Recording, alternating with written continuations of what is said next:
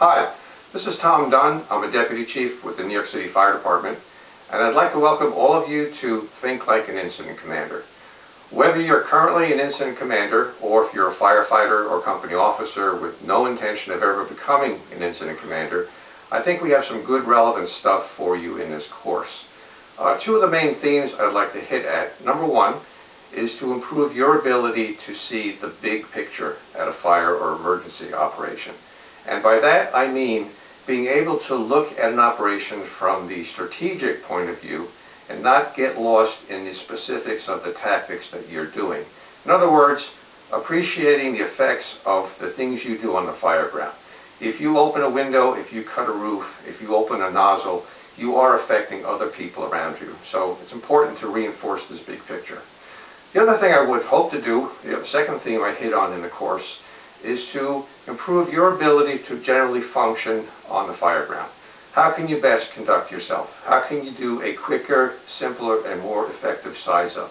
How can we communicate better? What types of decisions are we going to make, and how can we make them quicker and more efficient? I think whether you are a chief now or a firefighter or company officer, you'll find some relevant stuff in the course. And again, just to emphasize, it's not just for chiefs. My own opinion is this concept of command presence should be certainly something a chief should be able to enforce in his life and his work, but a firefighter and company officer should also find this relevant. As far as my background, I've been with the FDNY for 32 years.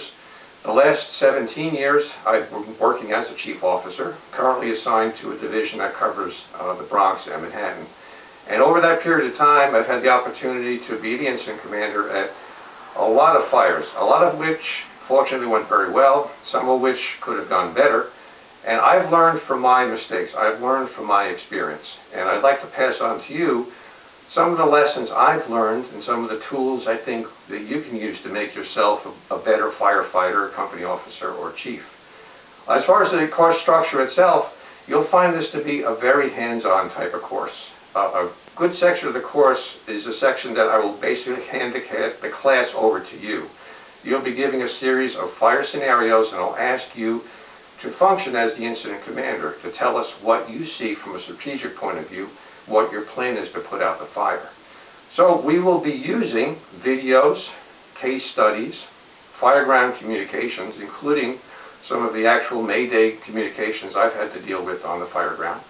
We'll be using quite a bit of photos to reinforce a lot of concepts like decision-making on the fire ground, size-up. How can we do a easier, quicker, safer size-up? How can we more efficiently communicate to each other? And something like stress. This is a topic that I don't think is emphasized enough in the fire service. Whether you're a chief or a firefighter, it doesn't matter. We're in a very stressful line of work. And I'd like to give you some of the tools I use based on my experiences to deal with stress on the fire ground, to calm yourself down, to be in a position to make a better decision as a firefighter or a company officer. I also try to gear the course to be as generic as possible. I'm not here to teach you FDNY techniques. I'm from a big city with a lot of resources. Most of you are from smaller towns and you're very resource challenged in terms of your personnel, in terms of perhaps your water supply and the amount of apparatus you have at the scene. So the concepts that we're going to go over are very generic. There are things that you can take home with you. My goals for the course would be that you can walk away a little more comfortable with making a decision, a safe decision on the fire ground, making a quicker, more effective size-up at the fire ground, communicating with each other more effectively, and generally conducting yourself, feeling that command presence we all talk about. And the net result of all of this, naturally, is to make us safer as firefighters. So again, welcome, and I hope to see all of you at Think Like an Incident Commander.